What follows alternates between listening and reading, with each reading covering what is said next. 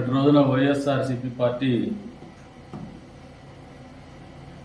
శ్రేణులు Jaganmohan Reddy and company Mithun Reddy మీద అక్రమ కేసులు, అక్రమ అరెస్ట్ అని చెప్పేసి పేదర్పులు అరవడం మొదలుపెట్టున్నారు.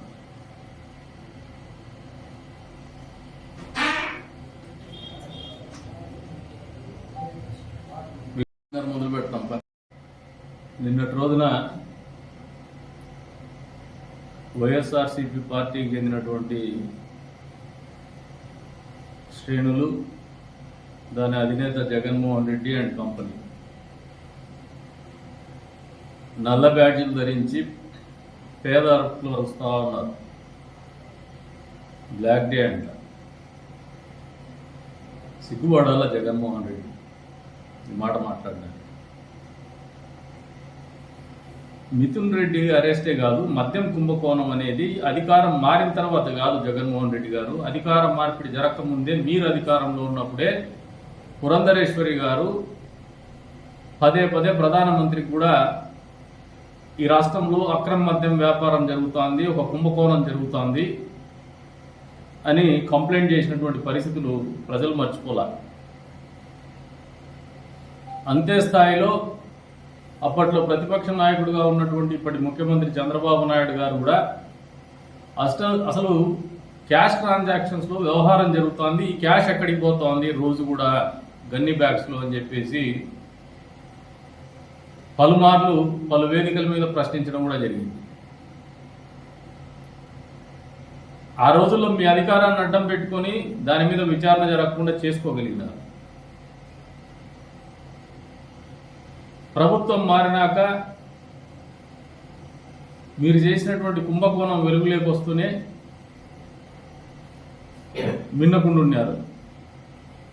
ఎప్పుడైతే మూలాలు కదిలేటువంటి పరిస్థితి వచ్చి మిథున్ రెడ్డి అరెస్ట్కి వచ్చేసరికి ఉలికిపాటుకు గురవుతున్నారు, తత్తరపాటుకు గురవుతున్నారు.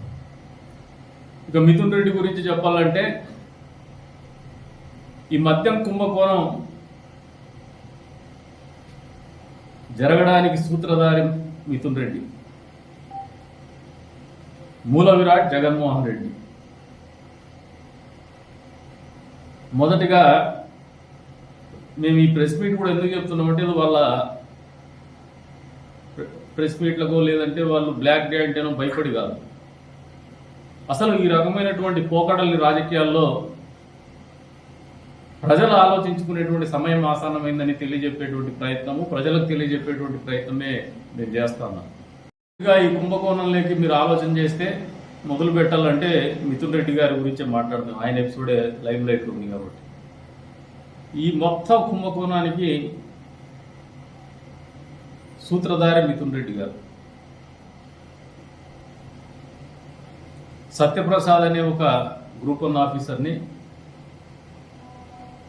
పిలిపించుకొని, ఆయన ఇంటికి పిలిపించుకొని నీకు కన్ఫర్డ్ ఐఏఎస్ ఇస్తానని చెప్పేసి, అంటే ఐఏఎస్ పదోన్నతిని కల్పిస్తా అని చెప్పేసి ఆశ పెట్టి, మీరు పోయి విజయసాయి రెడ్డి గారిని కలవండి అని చెప్పేసి ఒక కుంభకోణానికి తెరలేపినారు. అక్కడి నుంచి మొదలు పెడితే అసలు అంతకుముందు చంద్రబాబు నాయుడు గారి హయాంలో ఏపీబీసీఎల్ ఏదైతే ఉందో, beverage corporation of Andhra Pradesh beverage corporation limited ఏదైతే ఉందో, మామూలుగా సప్లై ఆర్డర్ అనేది కొన్ని కంపెనీలకి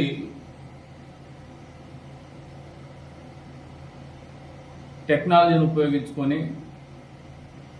కంప్యూటరైజేషన్లో ఇచ్చేది, ఆటోమేటెడ్ సిస్టంలో. వీళ్ళు సూత్రం మొత్తం అంతా ఒక కుంభకోణం చేయాలా, డబ్బుని లూట్ చేయాలా, దాదాపు నెలకు 50 నుంచి 60 కోట్ల రూపాయల డబ్బుని దోచుకోవాలా ముడుపుల రూపేనా అని చెప్పేసి ఆలోచన చేసిన తర్వాత దీని రూపకల్పన మొదటిగా సత్యప్రసాద్ గారిని ముగ్గులేకి తిప్పడం జరిగింది. విజయసాయి రెడ్డి గారు దానికి పూర్తి స్థాయిలో లాటింగ్ చేయడం జరిగింది. వీళ్ళందరూ కలిసి దీని గారు కావచ్చు, రాజకేశ్ రెడ్డి కావచ్చు, చాలామంది అక్యూజ్డ్ వస్తున్నారు. కానీ మొదలైంది మిథున్ రెడ్డితో. అక్కడ మొదలు పెడితే అప్పటిదాకా ఏదైతే ఆటోమేషన్ సిస్టంలో ఉన్నటువంటి ఆర్డర్ ఆఫ్ సప్లైని మాన్యువల్గా తీసుకొచ్చి డిస్క్రిషనరీ కింద పెట్టి ఏదైతే రెప్యూటెడ్ కంపెనీస్ ఉంటాయి, మ్యాక్డోవల్ నెంబర్ 1 కావచ్చు, బ్యాక్ పైపర్ కావచ్చు, ఇటువంటి కంపెనీలన్నింటినీ కూడా పక్కకు పెట్టి వీళ్ళకి ఎవరైతే ముడుపులు చెల్లిస్తారో ఆ కంపెనీలకు ఆర్డర్ కూడా మొదలు పెడుతున్నారు. అక్కడ నుంచి మొదలు పెడితే వీళ్ళకు కిక్ బ్యాక్స్ కూడా ఏదైతే ముడుపులు ఉన్నాయో మొదటగా 12% మొదలు పెడితే 20% పెంచుకుంటూ వెళ్ళారు. వ్యవస్థల్ని మేనేజ్ చేస్తూ మిథున్ రెడ్డి ఏమి ప్రభుత్వ అధికారి కాదు, కాకపోయినప్పటికీ జగన్మోహన్ రెడ్డి గారు, ఈయన విజయసాయి రెడ్డి, వీరి మధ్య సజ్జల రామకృష్ణారెడ్డి, వీళ్ళ మధ్యన సజ్జల శ్రీధర్ రెడ్డి గారు, వీళ్ళ మధ్యన ఉన్నటువంటి ఒక నెక్సెస్ ఏదైతే వీళ్ళందరూ కలిసి ఒక ముఠాగా తయారైనటువంటి పరిస్థితులు ఉన్నాయి. ఈ రాష్ట్రాన్ని ప్రజాధనాన్ని అభివృద్ధి చేసేటువంటి కార్యక్రమంలో భాగంగానే మద్యం కుంభకోణం రూపకల్పన జరిగింది.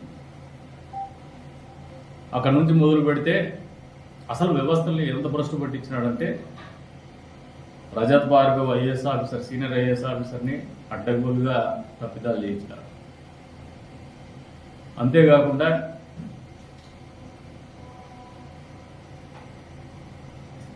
Mithun Reddy garu money laundering, money routing వివిధ షెల్ కంపెనీల ద్వారా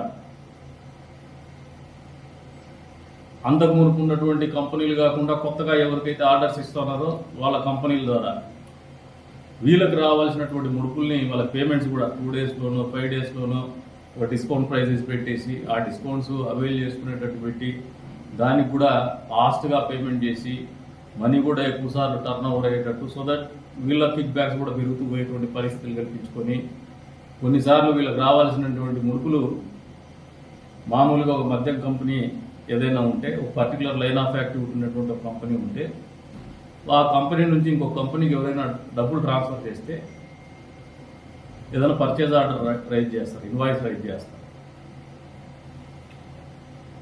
కానీ దానికి సంబంధితమైనటువంటి కంపెనీనే ఉండాలి. అది అట్లా కాకుండా బులియన్ అకౌంట్స్ అంటే బంగారు వ్యాపారం చేసే అకౌంట్, పిఎల్ఆర్ ప్రాజెక్ట్స్ డీకార్డ్ కంపెనీ నుంచి మనీ రూటింగ్ జరుగుతూ వస్తుంది. స్పై అనే ఒక కంపెనీ, సజ్జల శ్రీధర్ రెడ్డి అనేటువంటి కంపెనీ. అసలు సజ్జల శ్రీధర్ రెడ్డి పరిస్థితి చూస్తే అప్పటికే ఫినాన్షియల్గా స్ట్రెస్లో ఉన్నాడు. 2019లో ఆర్థికమైనటువంటి ఇబ్బందులు ఉన్నాడు. అప్పటికప్పుడు తెర మీదకి ఎవరు వస్తారంటే విజయసాయి రెడ్డి అల్లుడు వస్తారు, శరత్ చంద్రారెడ్డి. ఢిల్లీ లిక్కర్ స్కామ్లో 1 ఆఫ్ ద అక్యూస్డ్. తర్వాత అప్రూవర్గా మారినటువంటి పరిస్థితి. అప్రూవర్ అంటే nothing but confessing that is guilty.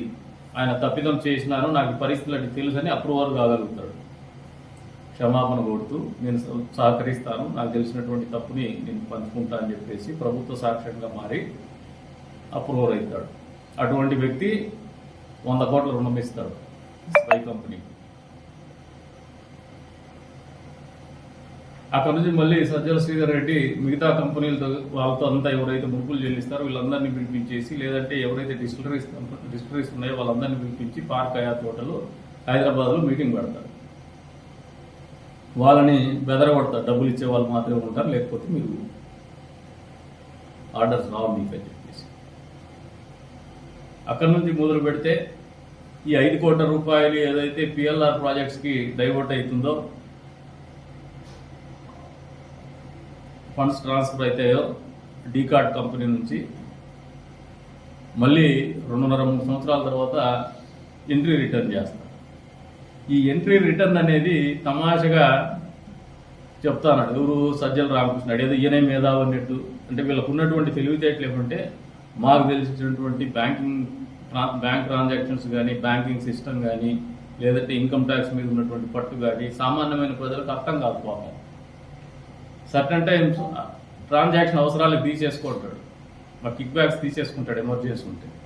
మళ్ళీ ఈయన దగ్గర డబ్బులు ఉన్నప్పుడు రిటర్న్ చేసి క్యాష్ తీసుకుంటాడు. జరిగిండేది అదే, వేరేది ఏం కాదు. ఎంట్రీ రిటర్న్ అయింది కదా అంటే చట్టంలో ఉన్నటువంటి లొసుగుల్ని ఆసరా చేసుకొని డిఫెన్స్ సెట్ చేసుకొని మాట్లాడుతాను.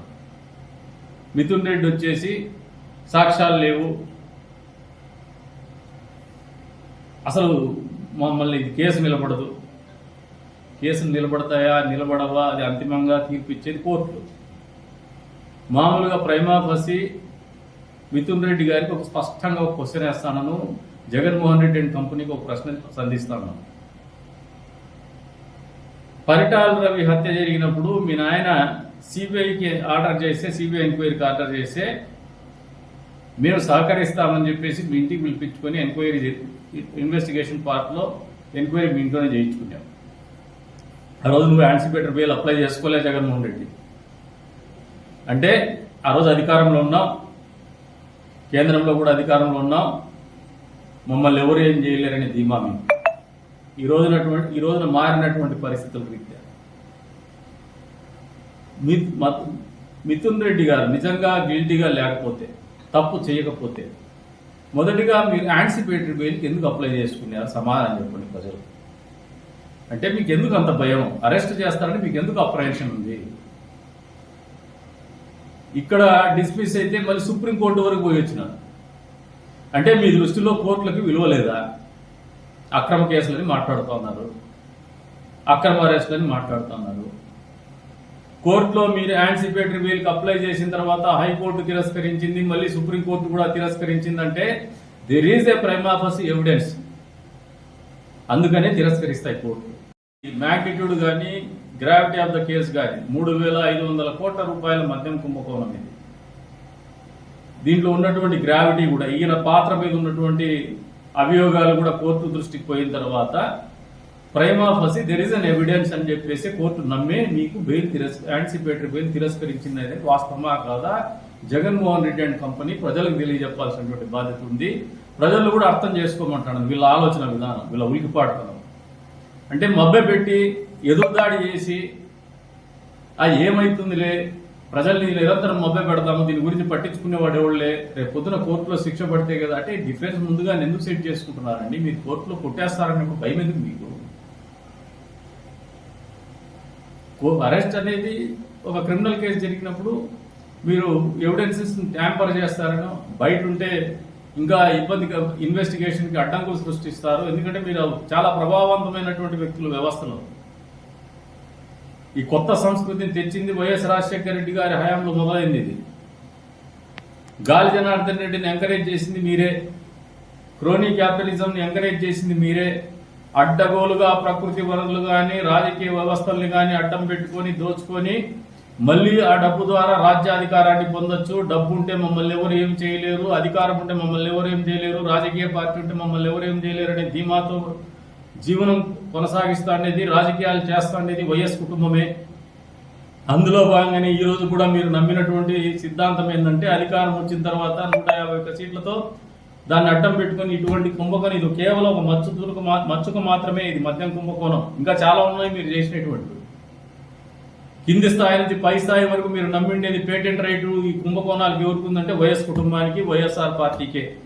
ఆ రోజున మీ తండ్రి గారి అధికారాన్ని అడ్డం పెట్టుకుని కుంభకోణాలకు తెరలేపింది కూడా మీరే జగన్మోహన్ రెడ్డి గారు. మీకు కొత్త ఏం కాదు ఈ రోజున.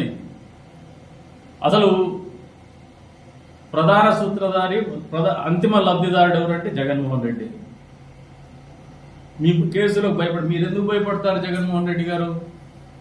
మీకేం జైలు కొత్తనా, కేసులు కొత్తనా, కోర్టులు కొత్తనా, బెయిల్ కొత్తనా, మేనేజ్ చేయడం కొత్తనా? ఇవన్నీ ఏం కొత్త కాదు. కానీ మీకు తెలియని సత్యం ఒకటి ఉంది జగన్మోహన్ రెడ్డి. మీరు రెండోసారి మీ తండ్రికి అధికారం వచ్చిన తర్వాత మీరేమనుకున్నారంటే నిరంతరం అధికారం మా సొంతంగా ఉంటుంది, ప్రతిపక్షాలను మట్టు పెట్టగలమనే ఆలోచనతో మీరు ఆలోచన చేసినప్పుడు నేచర్ ఒకటి ఉంటుంది, ప్రకృతి ఒకటి ఉంటుంది. ఆ ప్రకృతి ఖచ్చితంగా దీన్ని బ్యాలెన్స్ చేసేటువంటి ప్రక్రియ చెయ్యనే చేస్తుంది. అందులో భాగమే మీ తండ్రి గారి హఠాన్మరణం, హెలికాప్టరు యాక్సిడెంట్ అనేది మీరు మర్చిపోవద్దని చెప్పేసి చెప్తాను.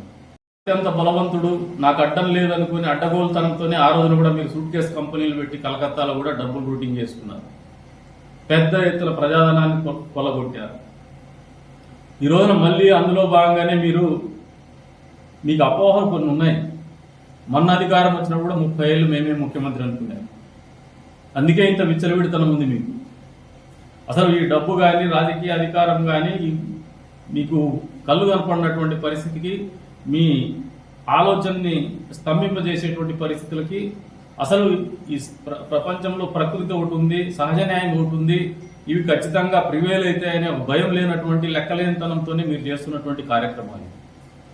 అసలు సిద్ధం సభ గురించి మాట్లాడితే ఈ డబ్బు కాకుండా ఏం డబ్బు ఉండింది జగన్ రెడ్డి మీ దగ్గర? అడుగు పెడితే డబ్బు. మీరు ప్రతి నియోజకవర్గంలో ఒక మెటడోర్నో ఇంకో వ్యాన్నో పెట్టేసి మామూలుగా కార్టూన్లో డబ్బులు ప్యాక్ చేసి పంపించి డెలివరీ చేసినటువంటి పరిస్థితి ఎన్నికల సమయంలో మీ అభ్యర్థులకి వాస్తవమా కాదా? మా దగ్గర వీడియోలు ఉన్నాయి. కదిల్లో దింపినప్పుడు కూడా వీడియోలు ఉన్నాయి మా దగ్గర. మీరు కేవలం డబ్బును మాత్రమే నమ్ముకున్నారు. అందుకే మీరు ఇటువంటి కార్యక్రమాలు చేస్తూ ఉంటారు. తగులుకునేప్పుడేమో అక్రమ కేసులు అంటారు.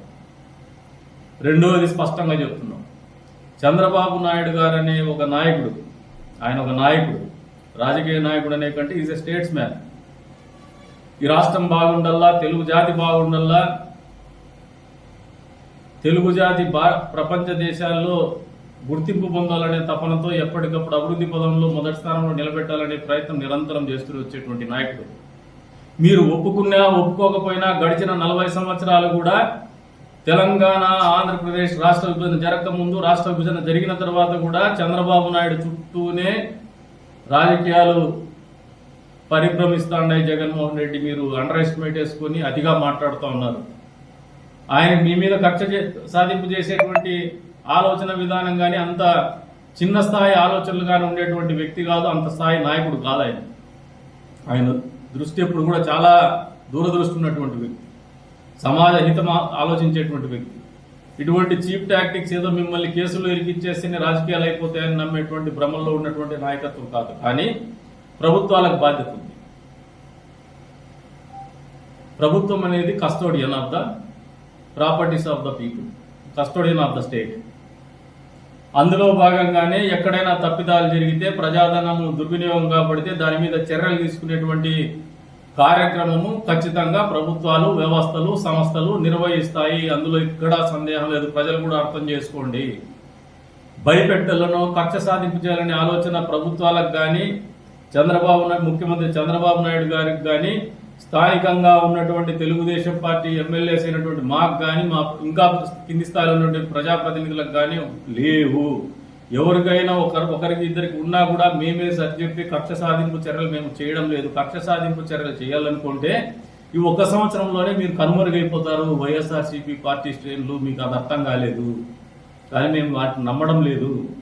మేము ప్రజల పట్ల నిబద్ధతతో ఉంటున్నాము, సమాజం పట్ల గౌరవంగా ఉంటున్నాము. మా బాధ్యతలు నిర్వర్తించేటువంటి క్రమంలో ఖచ్చితంగా ఏదైతే మాకు అప్పజెప్పబడినటువంటి బాధ్యతల మేరకు, దానికి ఉన్నటువంటి కట్టుబాట్ల మేరకే మా విధి నిర్వహణ ఉంటుంది, మా ఆలోచన విధానం ఉంటుంది. కానీ మిమ్మల్ని భయపెట్టాలనో, అక్రమ కేసుల ద్వారా మిమ్మల్ని కట్టడి చేసి మాకు మళ్ళీ అధికారం వస్తుందని మేము నమ్మడం లేవని మీరు నమ్మిండి.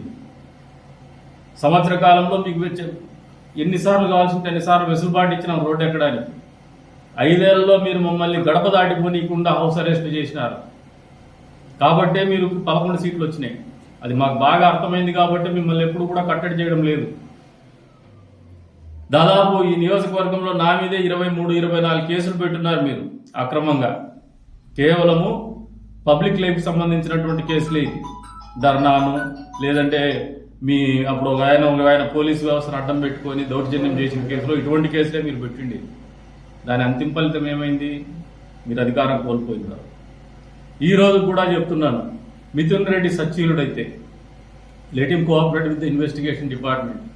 విచారణకు సహకరించి ఆయనకు ఏముందో తెలియజెప్పుకొని కడిగిన ముత్యం మాదిరిగా రమ్మనండి. ఆయన ఎవరు కాలిపోయిండే పేపర్ మాదిరిగా గమ్మని ఎవరు చెప్పడంలే.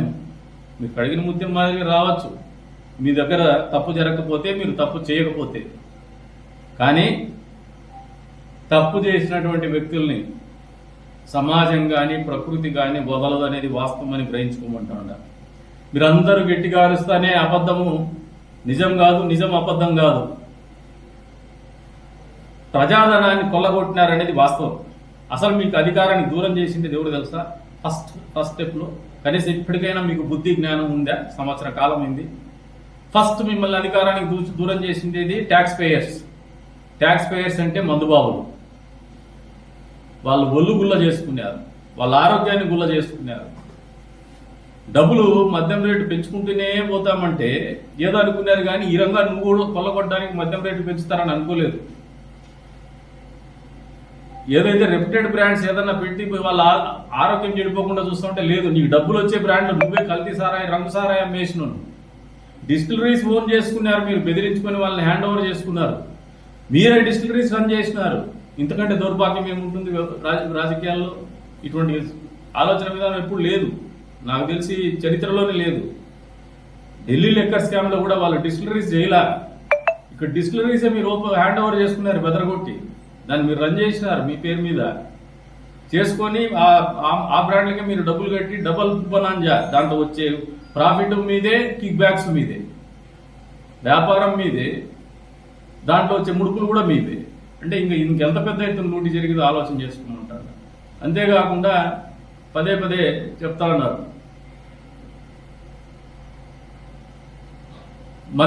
మద్యపాన నిషేధము చెయ్యాలనే ఆలోచనతో ఆయన రాజకీయాల్లో ఇది రూపకల్పన చేసినాడంట. ముక్కునే లేసుకుంటారు ఎవరైనా సామాన్య ప్రజలు. అసలు నువ్వు ఎన్నేళ్ళ అధికారంలో ఉంటావంటే you are the custodian for 5 years, మళ్ళీ మ్యాండేట్ పోవాల్సిందే. నీకు అధికారం ఇచ్చిండేది 5 సంవత్సరాల కోసం. 5 సంవత్సరాల తర్వాత మళ్ళీ ఎన్నికల్లో పోటీ చేయాలా, మళ్ళీ ప్రజా తీర్పును కోరాలా, ఆ తీర్పును అనుసరించే మనం పరిపాలన అధికారంలోకి రావాలా, లేదంటే ప్రతిపక్షంలో కూర్చోవాలా.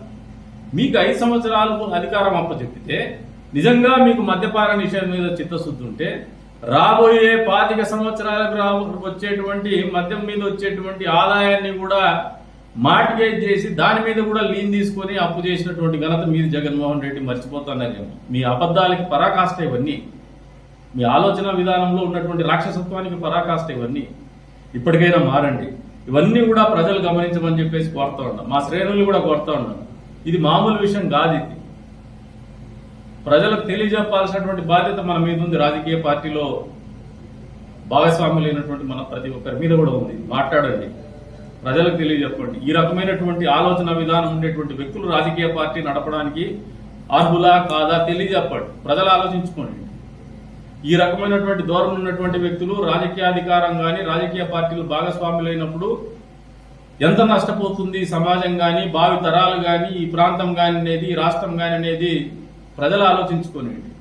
ఈ రకమైనటువంటి పరిపాలనా విధానాల వల్ల దేశంలోనే కాదు ప్రపంచ దేశాల్లో కూడా మనం ఎంత పలసనైపోతామనేది ప్రజలు ఆలోచన చేసుకునే విధంగా మనందరూ కూడా తెలియజెప్పమని చెప్పేసి కూడా మా కార్యకర్తలను కూడా కోరుతా ఉన్నాం, మా నాయకులను కూడా కోరుతా ఉన్నాను. మా భాగస్వామ్య పార్టీలైనటువంటి బీజేపీ, జనసేన పార్టీ నాయకుల్ని, కార్యకర్తలను కూడా కోరుతా ఉన్నాం. ప్రజల్ని ప్రత్యేకించి కోరుతా ఉన్నాం ఏమంటే, ఇది కక్షపూరితమైనటువంటి చర్య కాదు. ఇది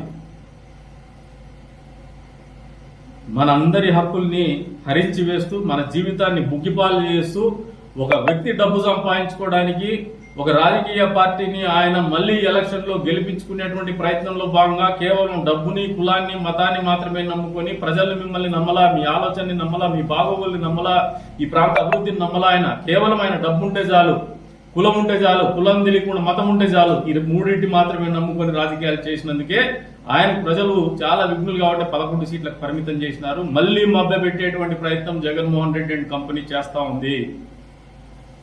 గతంలో పలుమార్లు చెప్పిన నేను, జగన్మోహన్ రెడ్డి అనే భూతాన్ని మద్యంలో మొదలుపెట్టినాడు రాజకీయము. మద్యం సీసాలోనే బిగించేసి బిరడా దానికి క్యాప్ కూడా చేసేసి పాతాళంలో తొక్కేయబోతున్నారు ప్రజలు అని చెప్పేసి కూడా తెలియజెప్పినాం. అది జరుగుతూ ఉంది. జరుగుతా అంటే మామూలుగా కోడి గొంతు కోసి రోడ్డు మీద పడేసినప్పుడు కోసేసిన తర్వాత కొంచెం కాళ్ళు చేతులు కొట్టుకుంటుంది. వీళ్ళ పరిస్థితి కూడా అంతే, అంత మించి భిన్నంగా ఏం లేదు. ఇరుక్కున్నారు, తప్పు చేసినారు, ఈ ప్రజలు కనుక్కుంటారనే ఉద్దేశంతో మసిపూసి మారేడు గాయ చేసి మాటలు చెప్తే చాలా అనుకుంటున్నారు. డిఫెన్స్ సెట్ చేసుకొని మాట్లాడుతున్నారు. There is a forum, court ఒకటి ఉంది. మీ డిఫెన్స్ అక్కడ వినిపించండి, మీకు అవకాశం ఉంది. యాంపుల్ టైం ఇస్తారు, మీకు కావాల్సినంత సమయం ఇస్తారు. వింటాది బెంచు, డాక్యుమెంట్స్ లేకపోతారు. సాక్షులు సుమారు 100 సంఖ్యలో సాక్షులు ఉన్నారు. ఐఏఎస్ ఆఫీసర్లని అసలు మొత్తం ఇది ఆయన రిమాండ్ రిపోర్ట్ మిథున్ రెడ్డి గారి అక్యూజ్డ్ కాపీ ఇది.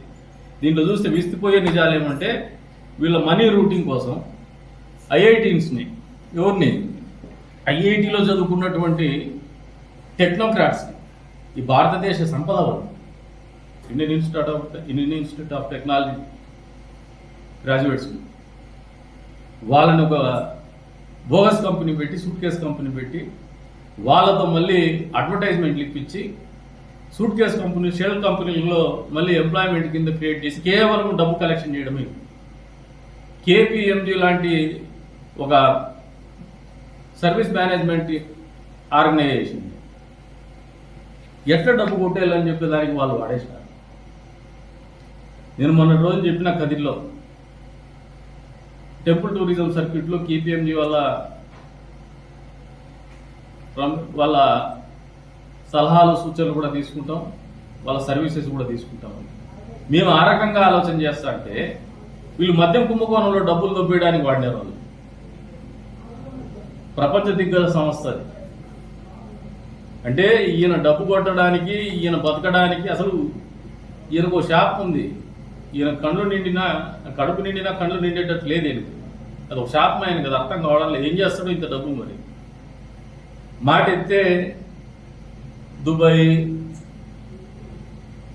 సౌత్ ఆఫ్రికా, వివిధ దేశాల్లో మైనింగ్ లేక పెట్టుబడులు పెట్టినారు మిథున్ రెడ్డి గారు. ఎక్కడి నుంచి వచ్చినాయి వీళ్ళకి? వాళ్ళు చెప్పుకుంటారు మేము చాలా గొప్ప కుటుంబం అని చెప్పేసి. ఇదే మిథున్ రెడ్డి 20 సంవత్సరాలు వెనక్కిపోతే, 20 సంవత్సరాలే ఎక్కువ కాదు, 20 సంవత్సరాలు వెనక్కిపోతే గుంతకల్లో రైల్వే టెండర్ల కోసం కొట్టుకున్నాడే, షెడ్యూల్ వీక్కుని చించుకున్నాడే. ఈయనేం కార్పొరేట్ కంపెనీ కాదు అప్పటికి. పిఎల్ఆర్ ప్రాజెక్ట్స్ అనేది కూడా it's one of the infra company, small infra company. Have started like that. అదేం తప్పు కాదనుకోండి, చిన్న కంపెనీతో మొదలుపెట్టి ఎదగడం తప్పు కాదు. కానీ ఎదిగేటువంటి క్రమంలో ఏ రకంగా ఎదిగినాడు అనేదే ప్రశ్నార్థకం.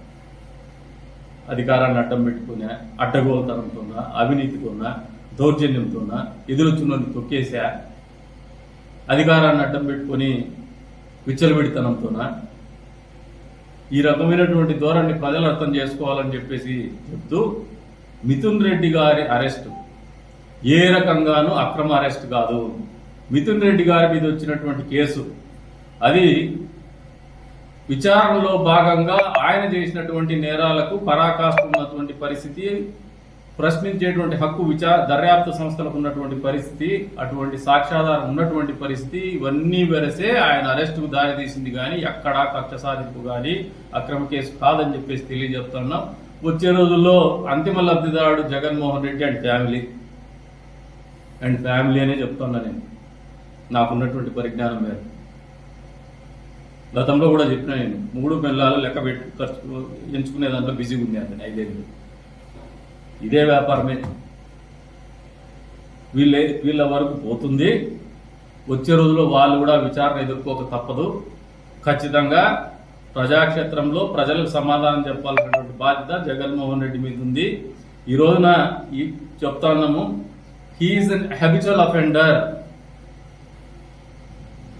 ఆయనకు ఉన్నటువంటి నేర ప్రవృత్తి, నేరం చేసేటువంటి మనస్తత్వము ప్రజలు ఆలోచన చేయాలా. ఇటువంటి వ్యక్తులకు అధికారం ఇస్తే మళ్ళీ నేరాలే చేస్తారు, ఆర్థిక ఉగ్రవాదులుగానే ఉంటారు, ఆర్థిక నేరాలే చేస్తారని చెప్పేసి కూడా తెలియజెప్తున్నాం.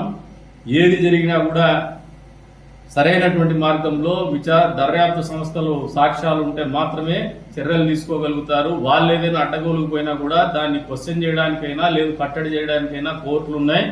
మిథున్ రెడ్డి గారు కూడా దాన్ని అవైల్ చేసుకోవడానికి సుప్రీంకోర్టు వరకు పోయినారు.